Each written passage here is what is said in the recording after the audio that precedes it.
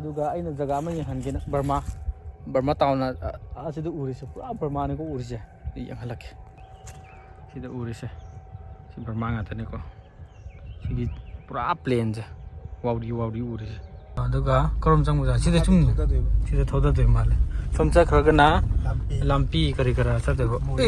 Myanmar kari no si bu lampi ro kari no si bo lambi di loire ko lambi di si maring somgi development se kem to vidraba male loire lambi se sina ne dena nan akoi maringi Facebook ta mujes na English loan mo do ai mate ama hablak ke ko blog sita we have to wear the kanpang meres where you're no time in development success no success we come from marine area you bloody your shut up hi ma'am nang si je kambang khunau haiba village sida akoi sports ki damakta khongsan ba hore ado hojik leiriba jaga se palen oidine ko dam si gi phajaba kai ka dum loi ucharke ado eastern side ne ko akoi chatoi je sigi palen dagi adum technical bi adum changa technical dagi adum changa sita phawra changra doine eastern warrior ne su khangne dena akoi maring je ko adugi Nongpok lomda kamaina laibno khotpno haibdo adum yenghalake bako nungdangi night entertainment ke kaso dum yawun club adum yenghalage ama dodi lambi chatpa hawse silaira sidagi chomding chumna dum thawgan mathak lomda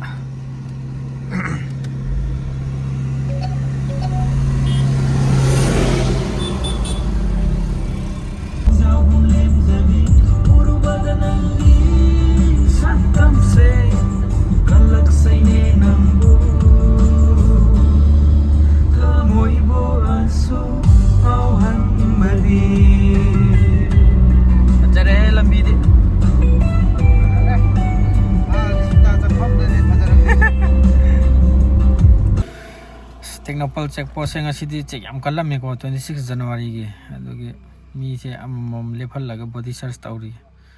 aina de RCC jang duni na mamang 1000 ba ya ga na jar 1000 PC le jaw an tawre aduga eno tawre lepe maning da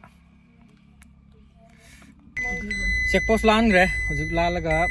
RCC lambi sita lambi jang re adugi moi khunse sidagi minute kya jang yenge kung ani ka minute 35 chat le ko je ayo ka na minute kya changi do yenga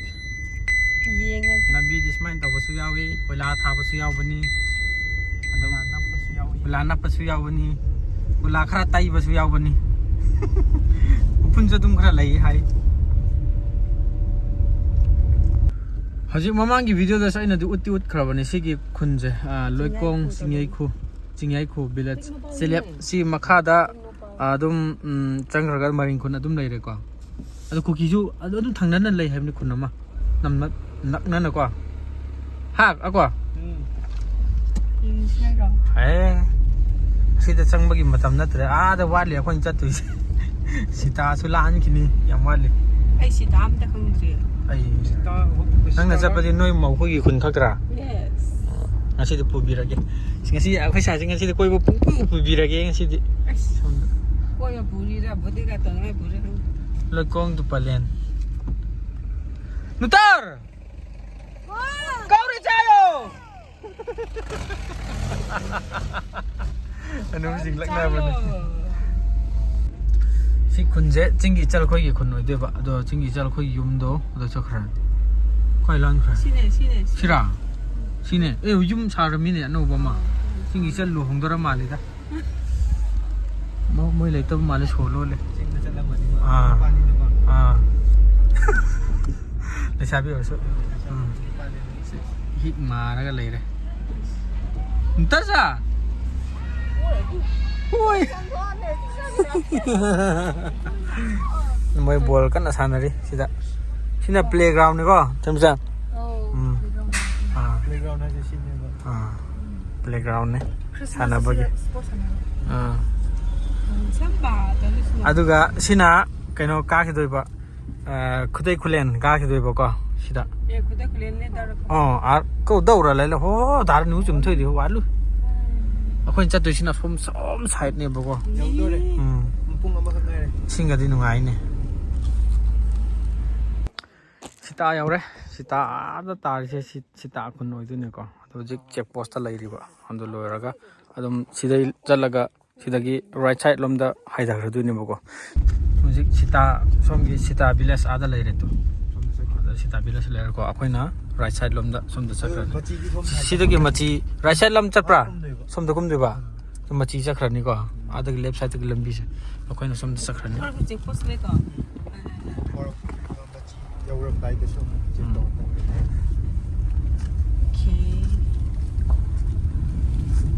lambi di sidai di khra nuai ba haure ha wa hojik akhoi chakadaba khunse yausilak e sina kambang khulen hai asmai ko phunyam lai kambang khulen hai bani dana ko akhoi jatu sina kambang khunau da ne ba chatu se si khunje la laga khunje sida lai ra singi no ai ne ngasi di sandi ni na market phamdre nangai de dum phamni dukan juga hang man search ta da lai ra sidagi adum kumtha gane sidagi min kya kumro di khangdra yongchak kadi asma tawra pali ni mathak ta tu saudo mali yongchak se haudo mamra hayeng he se koi ga mali da yeng hi se ai yengo yongchak mana ga yaw da bi pali to kem khala na hayeng he se amra hao ni ro la chani ne chasi nga ma ta sidu mamang ko pa ni ni yongchak ko ban do lai yen cha da nongja kham chil la ko ai ngai oli lambi di loire ko lambi di si maring somgi development se kem to bidra ba male loire lambi se sina ne dana nan akoi maringi Facebook ta mujes na English loan mo do ai mate ama hablak ke ko blog sita We have to wear the kanpang, meres. Where you're no time in development, success, no success. We come from marine area. You bloody, you're shut up. hojiki English kulon do aduna ne si lambi si da ne la English ro lai si English ka matan da thola ai lambi si de lore just gypsy da sali ni gypsy as lore he lambi si de mai mama khona chappa kan asman thi hodri ye oh iman swai di mama as sidi u phajana somda irang lai khamni na u se phajana fola ba jana noi tawnu ko noi tawnu lambi se yadre ko u hon ba sing lambi khra yeng yadre tu as ka thume but law he wa nang na bi tharam ba ya bi sibu lambi ni kamain thawdu ni sibu oi video da u da bai wan ko tai bang da di loire he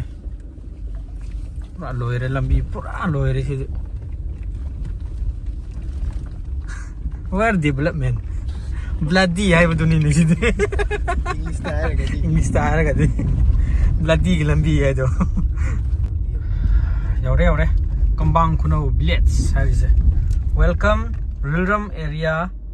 sports meet 2026 ko da akhoi maringi anthong sida leire chari se som sai ki te kha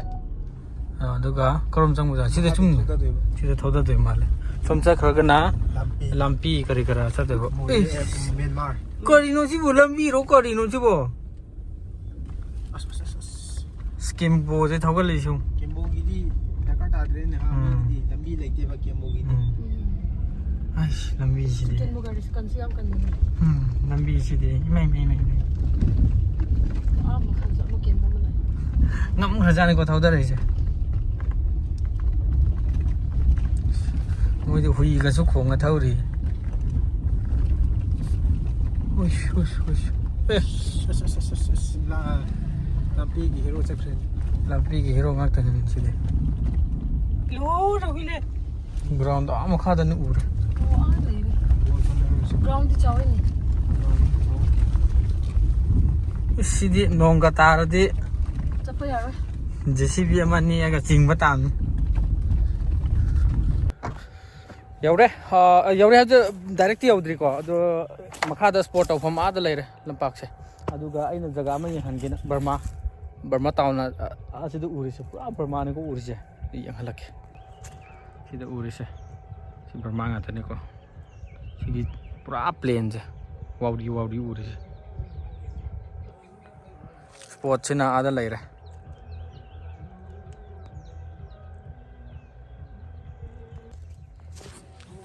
Madam ji mayam kamai tauge akhoi khun lak pasibu lambi di loire ko pura foundation powder do sin sem lak pane nang thaja dabra ha foundation ga do sin sem lak pane ba ai kaya din phun ji isnga sin ba kya pakte ngasai cham exam ki bai nei na kang laga thorok pai ne koinu kobru kabo bili have ne so kari nu kobru sidagi mu kobru uradi lehoro nang adi are gari to matom ta dikhado ko Lai ni sport deh. sporti loire da anda kodli laga thoglak Kau koi lu se kaya dah. tang ko se ko Kaya dah kau sila. ha kana pai se par ma ko se Lebih udri ni di. lebi di ai lebi di farak thane lampi a le hore sida ngum lebi se Ada kaya dah kau itu. sida Kau su koi tu.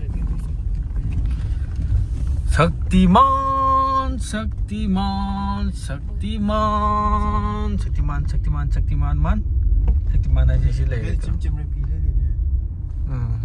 kem so Kaya dah nak kena lebih dua jiwa. pe grani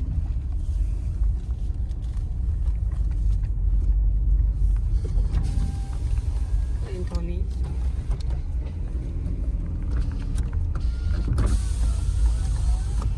oh you know yaure Hotel lain ni. hotel le sa ga dam ni ai yum cha maru tong bom yo le hing le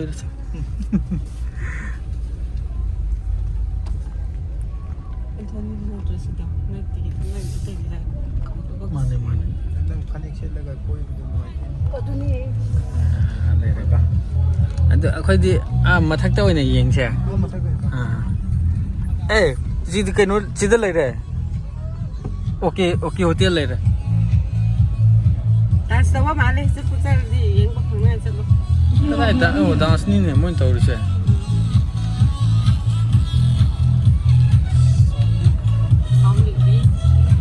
sound di mai ta re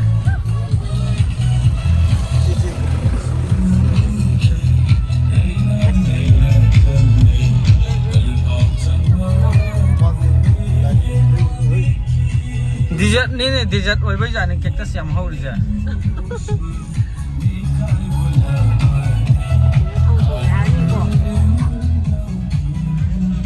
kainu lai sabi ngakta tawri si di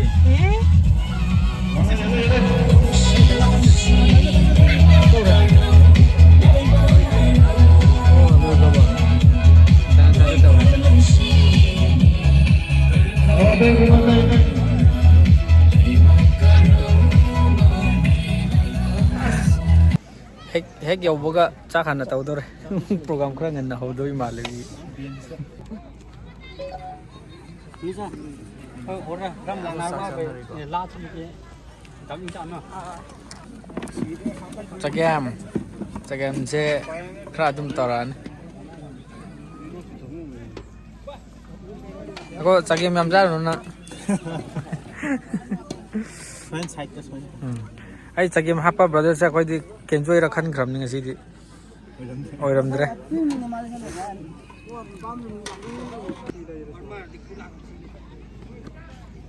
pok thong ba ko pak ta thangอะไร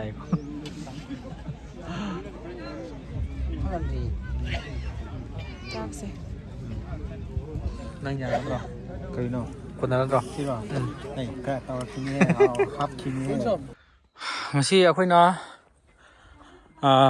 ꯂꯦꯛꯀꯗꯕ ꯌꯨꯝ ꯁꯤ ꯂꯩꯔꯤꯁꯤꯅꯦꯕꯀꯣ ꯑꯩꯈꯣꯏ ꯏꯆꯦ ꯏꯆꯟ ꯃꯌꯥꯝꯅ ꯌꯨꯝ ꯂꯦꯞꯐꯝꯁꯨ ꯄꯤꯕꯤꯔꯦ ꯑꯗꯨꯒ ꯌꯨꯝꯁꯦ ꯁꯤꯗ ꯂꯩꯔꯦ ꯍꯥ ꯑꯩ ꯌꯨꯝꯅꯦ ꯍꯧꯖꯤꯛ ꯑꯅꯧꯕ ꯁꯥꯗ ꯉꯥꯏꯔꯦꯕꯀꯣ ꯑꯣ ꯁꯤ ꯃꯊꯛꯇ ꯕꯦꯜꯀꯣꯅꯤ ꯍꯥꯞꯀꯦ ꯇꯧꯕꯅꯦ ꯑꯣ ꯃꯊꯛꯇ ꯃꯊꯛꯇ ꯁ꯭ꯋꯤꯃꯤꯡ ꯄꯨꯜꯁꯨ ꯊꯝꯒꯅꯤ ꯁꯤ ꯂꯩꯔꯦ ꯑꯗꯨꯅ ꯑꯩꯈꯣꯏꯒꯤ ꯄꯨꯄꯨ ꯄꯨꯄꯥ ꯅꯨꯇꯦ ꯑꯁꯥ ꯕꯣꯕꯣꯛ ꯑꯗꯨꯅ ꯑꯩꯈꯣꯏꯒꯤ ꯀꯩꯅꯣ ꯁꯤꯅ ꯅꯣꯏ ꯚꯤꯗꯤꯑꯣꯁꯦ ꯁꯥꯡꯈꯤꯕꯅ ꯃꯔꯝ ꯑꯣꯏꯔꯒ ꯑꯅꯤ ꯊꯣꯛꯍꯟꯖꯔꯒꯦ ꯃꯈꯥ ꯇꯥꯕ ꯅꯨꯡꯉꯥꯏꯕ ꯀꯟꯇꯦꯟ ꯈꯔ ꯑꯗꯨꯝ ꯌꯥꯎꯔꯤ ꯃꯌꯥꯝ ꯑꯗꯨꯝ ꯄꯨꯟꯅ ꯉꯥꯏꯃꯤꯟꯅꯁꯤ